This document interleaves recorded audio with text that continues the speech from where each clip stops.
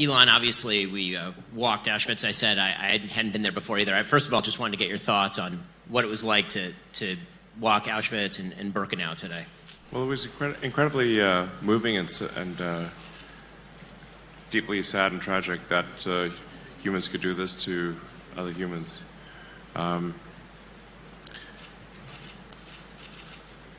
It's good to have the memorial, as the plaque says, so that it never happens again.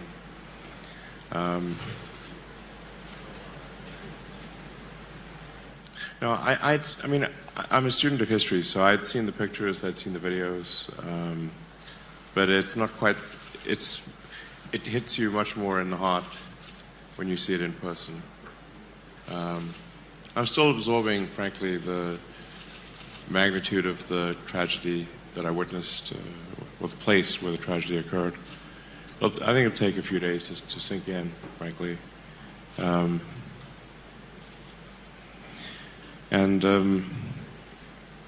As was mentioned, if there'd been social media, I think it would have been impossible to hide.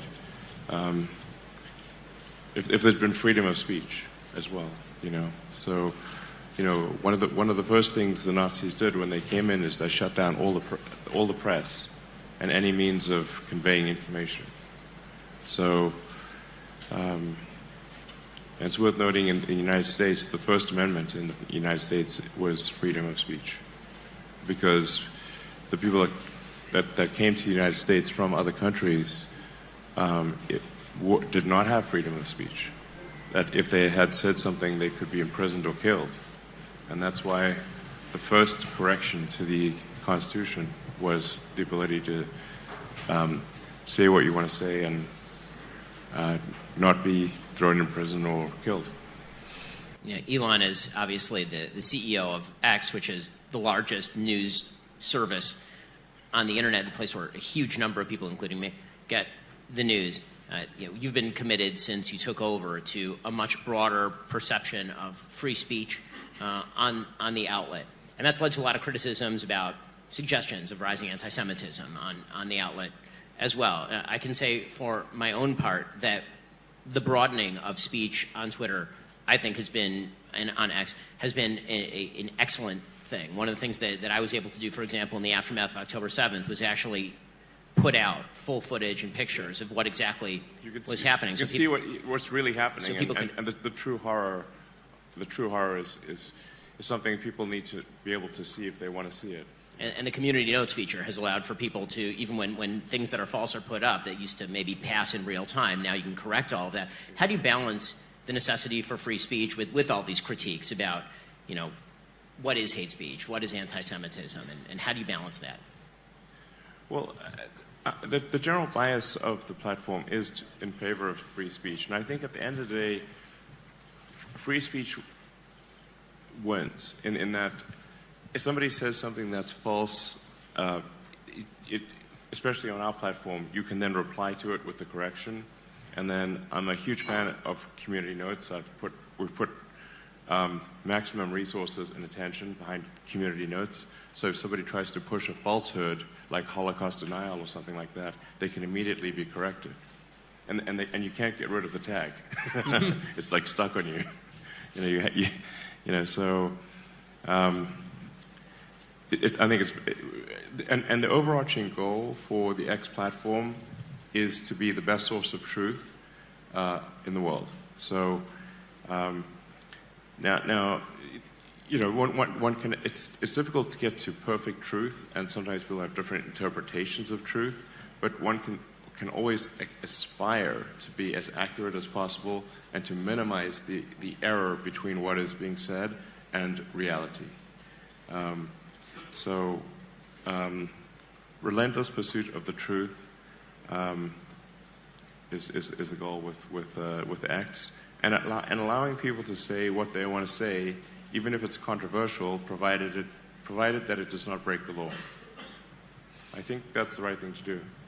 And setting the new standard for the town square, as I say, has allowed for more speech and more availability of information than ever before, certainly on the platform. You recently didn't just go here. Obviously, after October 7th, you went to Israel and you saw the wages of horrific anti-Semitism in the various kibbutzim and moshavim. I saw all the videos. I saw a lot of video. Yeah. Yeah. It was shocking to see. I think maybe the most shocking thing was to see the delight in killing innocent people, like the delight in killing kids and defenseless women and men, and there was no remorse. Quite the opposite. I mean, that requires a level of indoctrination that is extremely intense. So I think that to solve that, you have to address the source of the indoctrination. Because no one should ever be glad about killing some child. I know enormous number of Jews, myself included, are very moved that you continue to wear the necklace in remembrance of the hostages. Still have it. So I want to thank you for that, obviously, because raising the profile of the fact there's still dozens of men, women, and children. Many. I checked before I came. So many hostages. I hope they're alive. I hope they come back. So let's talk about the uptick in anti-Semitism more broadly. One of the things that's been hard to watch as a Jew, but also just as an American and a Westerner, has been the radical upsurge in anti-Semitic activity, just generally anti-Semitic sentiment, appallingly, after October 7th. It's been astonishing, actually. Yes, and I must admit to being somewhat, frankly, naive about this. In the circles that I move, I see almost no anti-Semitism. And there's this old joke, I've got like this one Jewish friend. No, I have like 2/3 of my friends are Jewish. Okay, I have twice as many Jewish friends as non-Jewish friends. I'm like Jewish by association. I'm aspirationally Jewish. So I don't, I was like, what are people talking about with this anti-Semitism? Because I never hear it when at dinner conversations. It's like an absurdity, at least in my friend circles.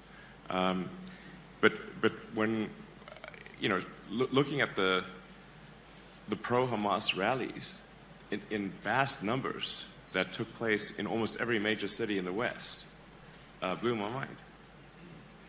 And including on the elite college campuses that are supposed to be, if you're an elite college campus, you're supposed to be enlightened. You're not supposed to be fostering hate. And yet you had these pro-Hamas demonstrations at Harvard, Yale, including at Penn. I went to UPenn, at Penn, and I was like, this is unbelievable.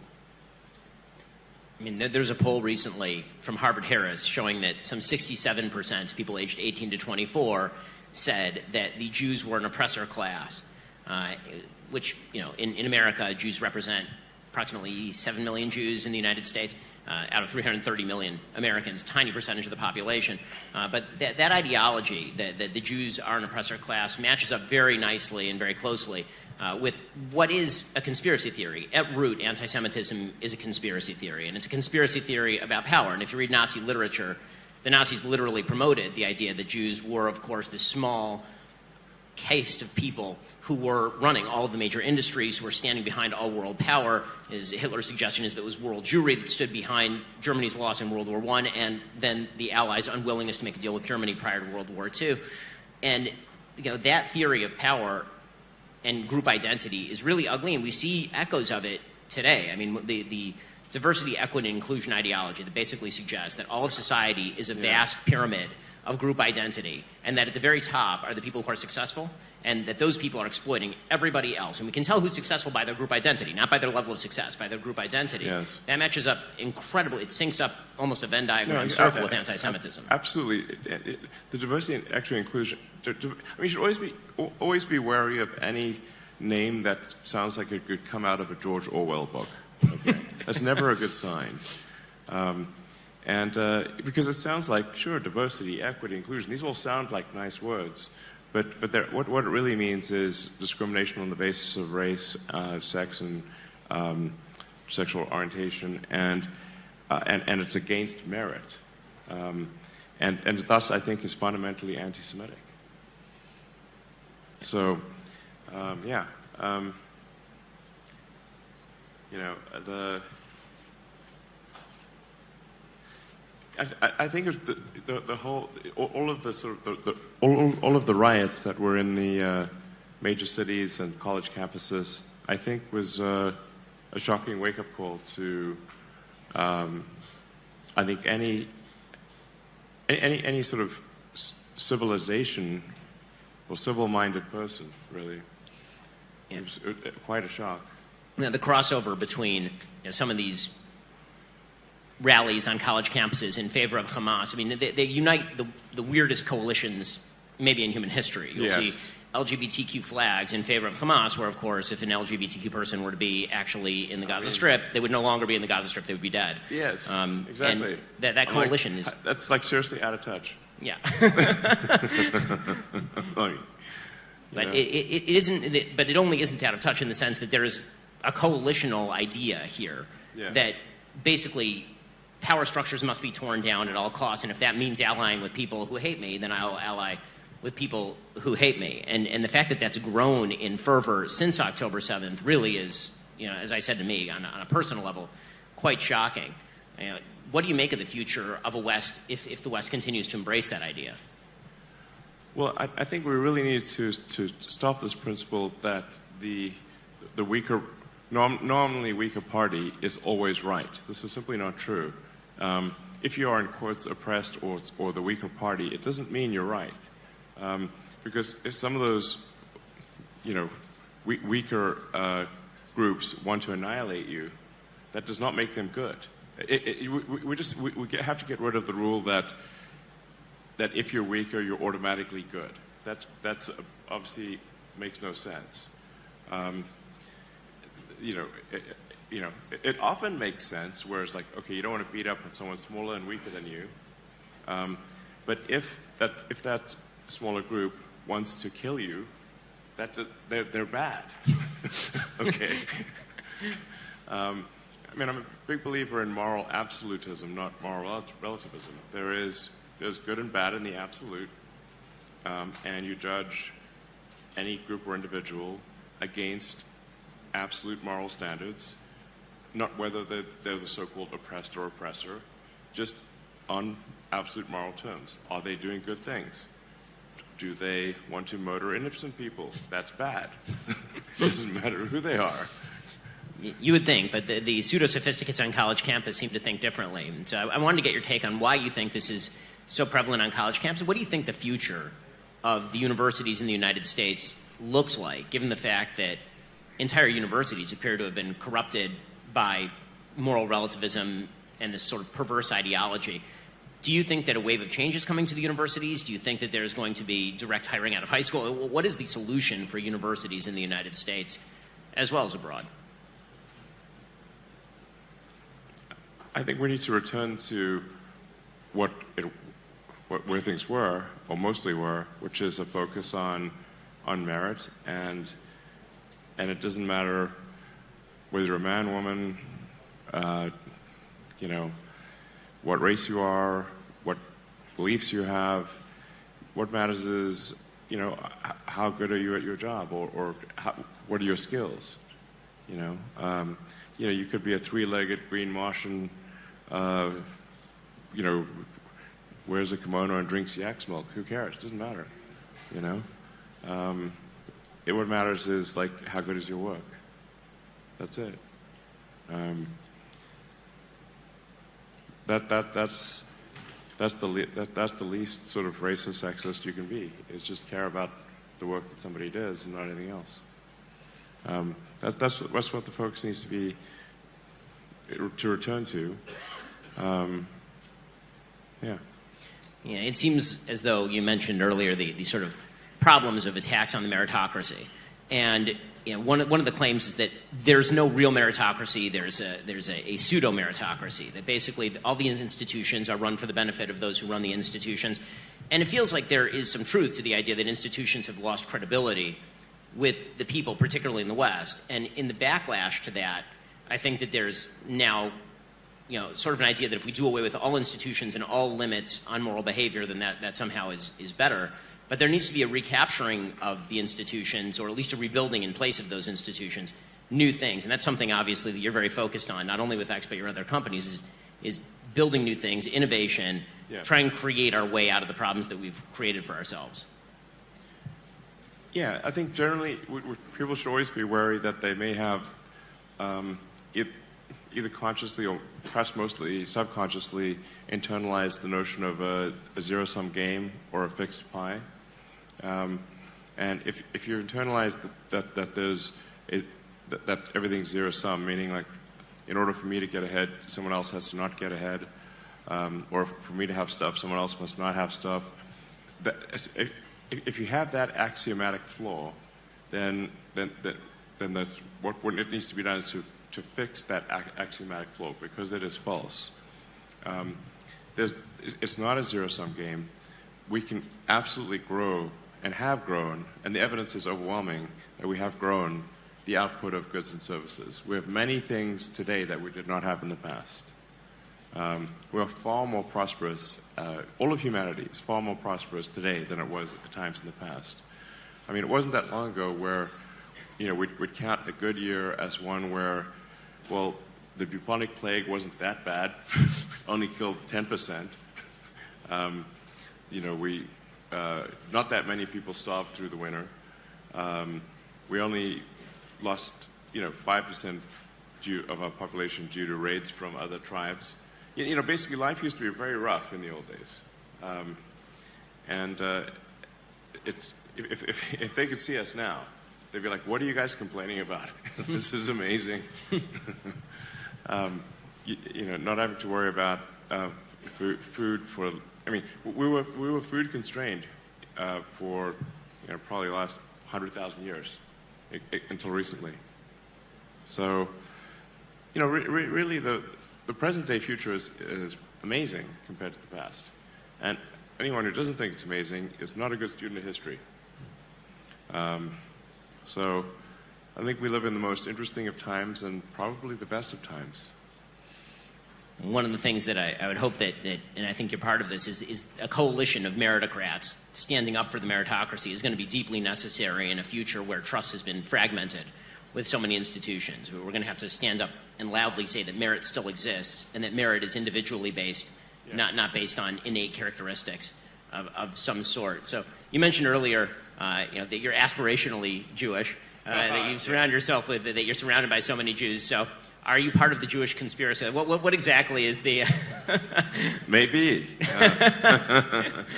That'll please the haters online. Yeah. I'm sure. No, I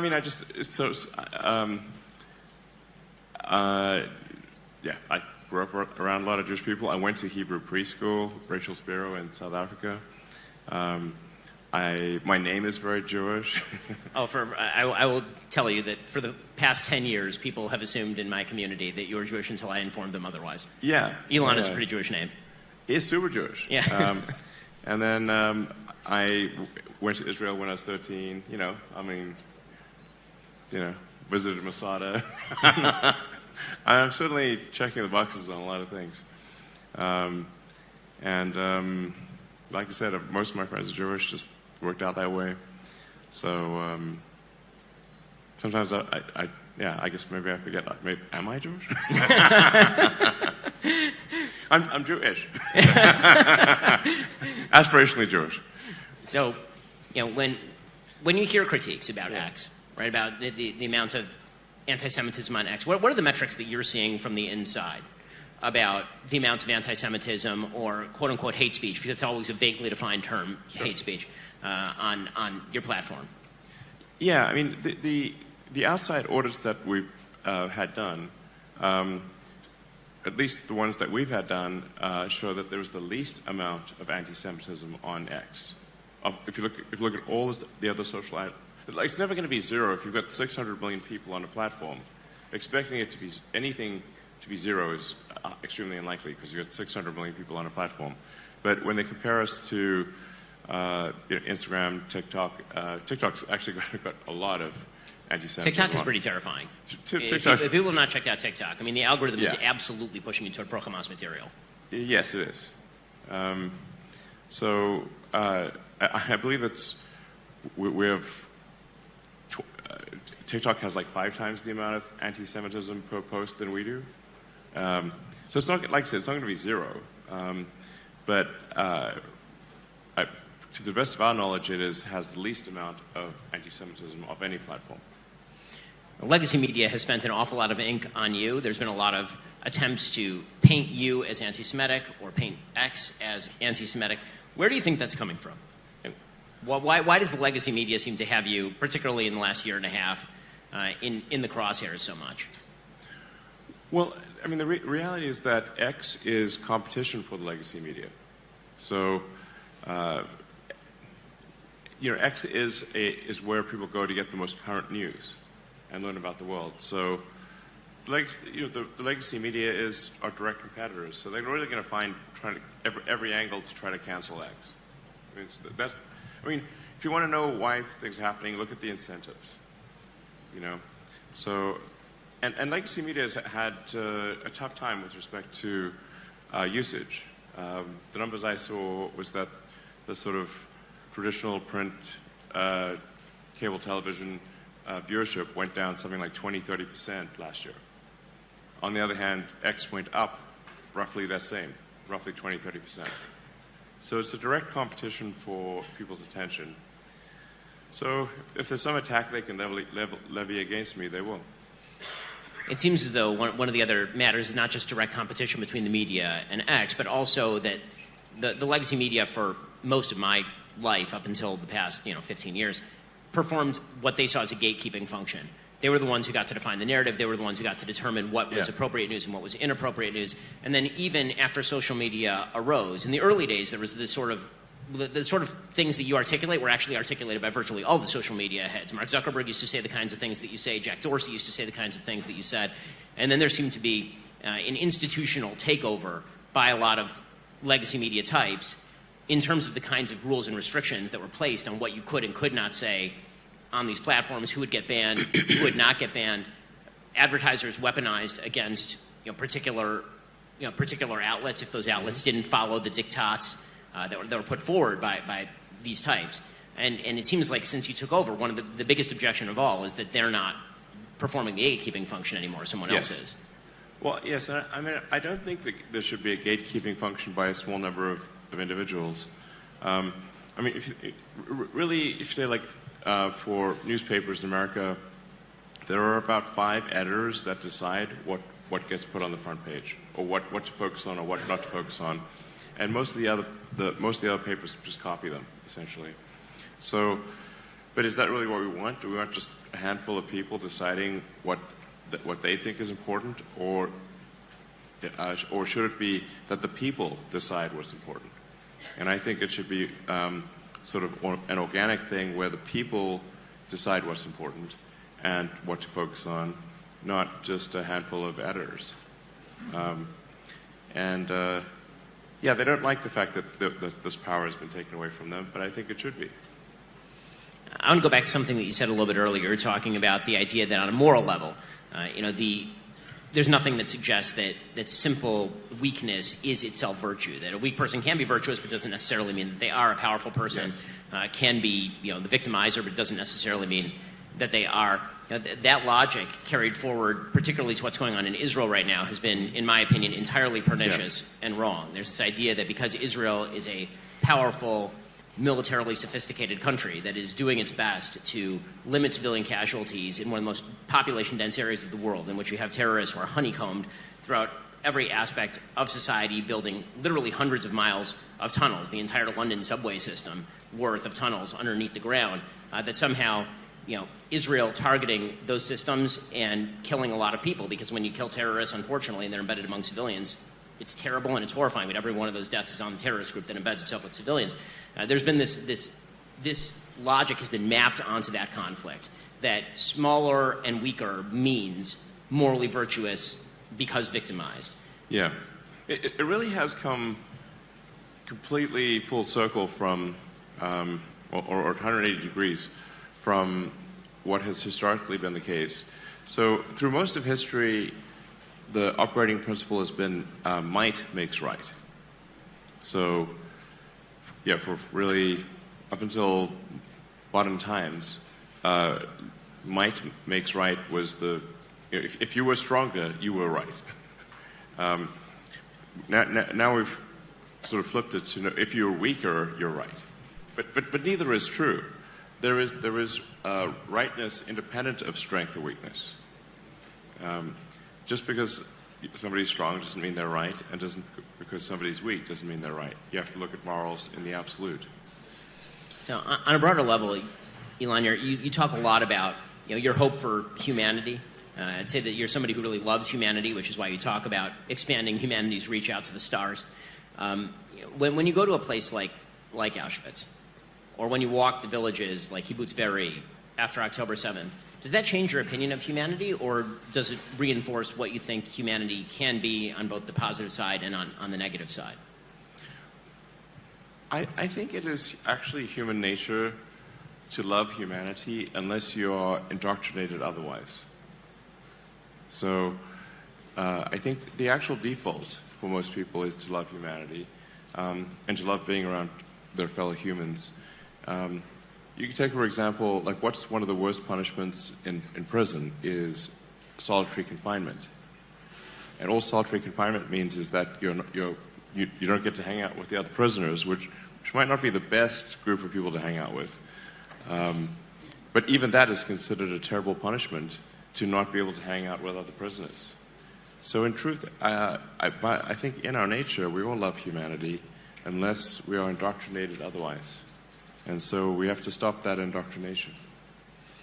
So how do you think that people ought to pursue that? Because obviously we have seen indoctrination at a wide variety of levels, ranging from sort of soft indoctrination in various schools in the West to very, very hard indoctrination that you see in, for example, the Gaza Strip, where kids are literally, unfortunately, at very young ages, they have graduation ceremonies that we've seen tapes of where they're reenacting kidnapping of Israeli soldiers or killing of Israeli soldiers, for example. That fundamentally has to be addressed, or there will not be peace. The education of kids in Gaza, the indoctrination of hate into kids in Gaza has to stop. So when I was in Israel, I was like, that was my top recommendation, is like, you've got to make sure, I understand the need for this to invade Gaza, and unfortunately some innocent people will die. There's no way around it. But the most important thing is to ensure that afterwards that the indoctrination, where kids are taught from as soon as they can understand language, that their goal is to kill Israelis. And if you're told that from when you're a toddler, well, you're going to believe it. And that needs to stop. Yeah. On a technological side, what do you think can be done there? Because actually this is one of the areas where the Gaza Strip isn't famous for its internet access. There are a lot of places around the world where the government puts an extraordinarily heavy hand on the flow of information. You were mentioning that the Nazis, first thing they did was take over the entire press mechanism inside Germany and then inside the occupied areas of Europe. But that obviously happens all over the world right now.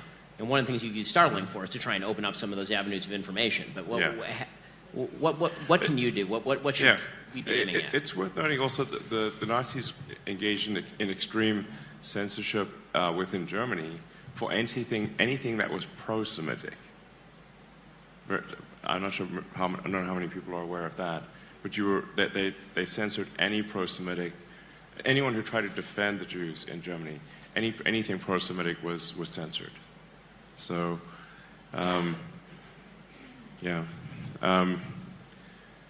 think freedom of speech and rigorous pursuit of the truth is one way to get to defeat hatred. When I look at the United States, maybe the way. Yeah. Well, when I look at the United States, one of the things that seems to be breaking down, and the first element historically, maybe the last element of a society in a state of mental decline, is a vast outbreak of anti-Semitism. This is what was happening in not only Nazi Germany, but historically, countries that are in a state of decline tend to have wild outbreaks of anti-Semitism. And it seems to me that one of the key things that can reverse that process is the rebuilding of local institutions. Mm-hmm. And as local institutions break down, you see sort of this fragmentation of the population at large. how do you merge the need for technological development with the building of those local institutions, families, churches, schools, the kinds of things that societies are built upon? Yeah, actually, I should say there were really three things that were my strong recommendation visiting Israel. One is, obviously, one has to get rid of Hamas fighters where reform is impossible. Their only goal is to kill Israelis.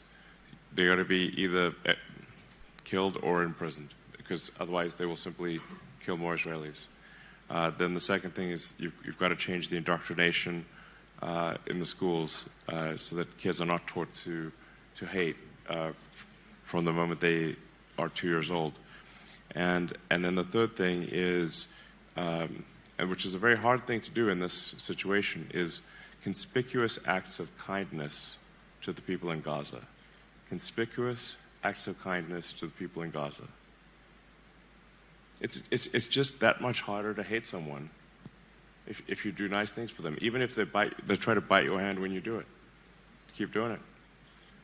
And you look at the Marshall Plan after, look at the difference between World War I and World War II, where after World War I, Germany got an unfair share of the blame. It led to immense bitterness. It's what allowed Hitler to rise to power, was the embittered German soldiers from World War I. But then you look in contrast to what happened after World War II. You had the Marshall Plan. So you had, you had the United States coming in and actually funding the rebuilding of Germany and the rebuilding of Japan. How often does that happen in history? But look at the results.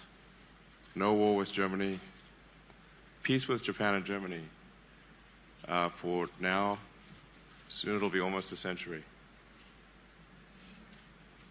So when you look at the state of the West right now, somebody, maybe it's all the doom scrolling, but when you look at the state of the West right now, you're very optimistic, it sounds like. I find it hard to be optimistic in this moment. It's been a very ugly couple of years, from Ukraine to the current conflict in Israel and Hamas, to domestic politics in the United States and everywhere else. It seems like there's a lot of polarization, a lot of fragmentation. What do you think is the future of the West? Can we come together around any sense of shared common values, especially given the fact that everybody is kind of drinking from the fire hose of information? One of the downsides the upside of information is the availability. The downside is, choice paralysis and overload. I mean, you can definitely get information overload. There's so much information coming at you these days because you can get all the world's information in real time, and it's impossible for one human to digest all that.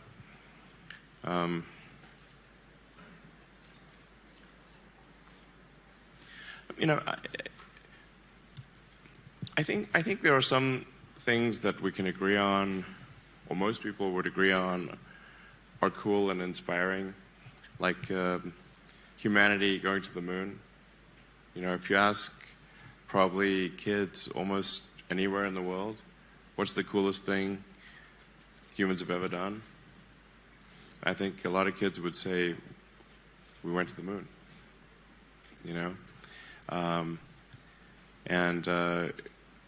so I think we want to continue that spirit of exploration. Speaking of kind of growing the pie, and is that we want to, I think, have a dream that we can be a spacefaring civilization, a multi-planet species, a multi-stellar species, and go out there among the stars and discover the nature of the universe. That we can collectively seek greater enlightenment to better understand this incredible universe we live in. I find that very compelling. I think most people would find that very compelling. I think embedded in that is also, as you say, that core value of meritocracy, because it's one thing to say man can go to the moon. It's another thing to say I can be part of man going to the moon. And a meritocracy suggests that you can be part of that. It's not just that human beings are capable of doing the thing. It's that you can be a part of that thing if you work hard enough, if you innovate enough, if you try hard enough. And so societies that seem to have given up on that also seem to have given up on going to the moon. Societies that are so reflective about their own supposed flaws, the United States has this problem right now, that they are unwilling to simply say freedom is pretty phenomenal and meritocracy is the greatest thing that's ever been invented, and we should hold on to that, and that's what's going to allow us to get to the moon. That stops us from going to the moon or to Mars or to anywhere else. Yeah, I mean, there's many wonderful, interesting things that are happening besides space exploration. Obviously, as time goes by, we improve our ability to cure cancer, to cure many diseases. There's increased access to information. And people talk a lot about inequality, but what about the equality of access to information? That's incredible.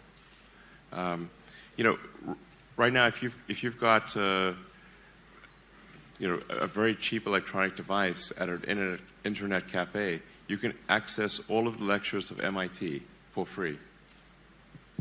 You can access almost any book. You can learn anything. This is an equality of access to information that was unthinkable even 20, 30 years ago. You can teach yourself how to do anything for free. That's amazing. Maybe there's like too much focus on the things that are unequal, but we forget about the things that are equal and that have improved inequality so much, like access to information. You know, that's one of the things that we're trying to help out with Starlink is provide access, internet access to people who don't have internet access or where it's too expensive for them to afford. Because once you have internet access, you can learn anything, and you can sell your products and services. So I think that's pretty amazing. I mean, you know, that's sort of like if we're going to count our flaws, we should also count our blessings. Yeah. One of the things that I think is amazing about what you've been doing, Elon, is that it's not just, you know, the business side of you that's important, obviously. You've become this unbelievably, you know, large figure looming in the public imagination, and that means that when you tweet, it has, you know, impact that is very large. How do you decide when to tweet? Sometimes it's memory, sometimes it's joking, sometimes it's these long thought out posts. How do you decide when to tweet? How do you inform yourself on the topics that you're tweeting about? Well, I do post a lot on the X platform. You know, sometimes 100 times a day. So, you know, once in a while I'll do something dumb, for sure. But I really, you know, I try to say things that I think are interesting or funny. I mean, there must be some reason why 169 million people follow me. I guess. I don't know. I must be keeping them amused in some way. So amuse, entertain, you know, have opinions on something. Sometimes they're wrong, sometimes they're right. You know, and for things like community notes, it applies to me as well as it applies to anyone else. So if I say something that's incorrect or, you know, not full context, then community notes will correct me very quickly. So, but it's only me doing these posts ever. I don't have a team or anything. In fact, I generally would recommend for leaders of the world to just literally post your own stuff. And once in a while you make a mistake, don't worry about it. So, yeah. Can't win them all. Nobody bats 1,000. So, obviously, where we visited today, you know, the big takeaway always is never again. Yeah, I think that the question that a lot of Jews worldwide asked after October 7th and after that wild upsurge of anti-Semitism, which we've seen, the Jew hatred that continues now, is whether never again really for a lot of people meant never again between the years 1939 and 1945, or whether it actually means never again, like right now. As in, if there is a genocidal group that wishes to kill lots of Jews, is that something that you wish to stand up against right now? And when you look out at the world and the state of the world. You know, the video that EJ put up a moment ago suggesting that the Holocaust would have been somewhat mitigated, or people may have had more information. Or been able to, certainly been able to escape earlier. I mean, one of the things that's astonishing, obviously, about the history of the Holocaust is how many Jews, because they were only getting partial information, it was slow and it was gradual, and by the time they wanted to get out, it was just too late for them to get out. You know, what are your hopes that never again is a real thing? I mean, I certainly hope there's not another Holocaust. That's for How sure. realistically is it? I think it's unlikely, frankly. So at least if you say, like, I mean, I could be naive, but I think the probability of a Holocaust in the West is extremely tiny. You know, I think if you look at, say, the Nazis, I think Hitler got like a third of the vote or something like that when he was he was sort of semi-elected and then did basically a coup. But think of all the people that fought to destroy Nazism. The millions and millions of people that fought and who died to destroy Nazism. That's the vast majority of the West opposed, even in those days, opposed Nazism and fought and died.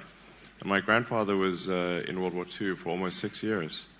All his friends got killed. He was the only one of his friends to survive. And he was severely traumatized. Like, he really just couldn't even talk afterwards. Most of that time was in East Africa, North Africa, Italy. The only reason he's even alive, frankly, is because towards the end of the war they gave like an aptitude test, because he was just a corporal. He didn't graduate high school, so he wasn't eligible for officer school.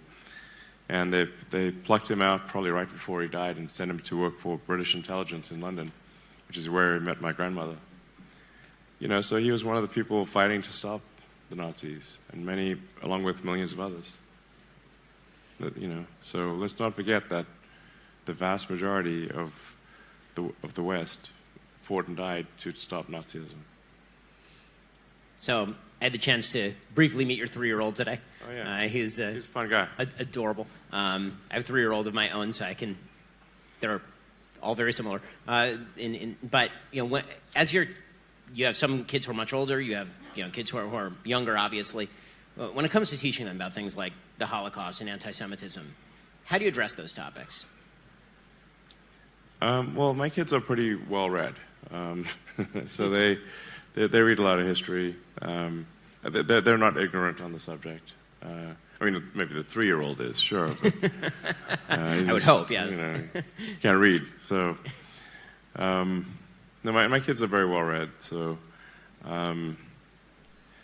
But I've had some sort of disturbing conversations with sort of some, say, nephews, or some family members, not my kids, but kids of family members, where I was actually shocked to see anti-Semitism, or at least, yeah.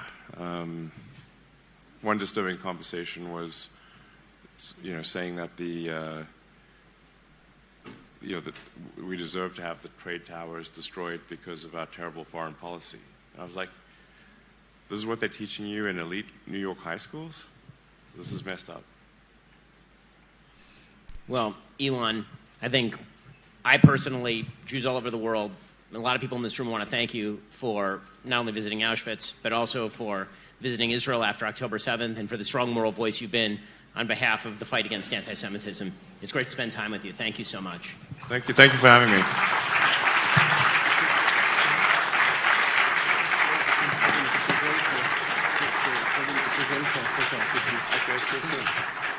Thank you very much, Elon. Thank you, Ben, for a very, very interesting interview. Thank you for the questions and thank you for the answers. I would like now, please, to call the 10th President of the State of Israel, Reuven Rivlin, and Dr. Joel Mergui, the President of the Consistoire of Paris, for a brief picture, please. The 10th President of Israel. Dr. Mergui. Thank you. Joël, Dr. Joël Berguet, the President of the Council of France. We'll take, please, a picture before we move on with the program. Thank you. President Rivlin, if we please could call you for the... Okay. Okay. House, we hold it again? It's quite heavy. Okay. Okay. Please, yeah, please do. Okay.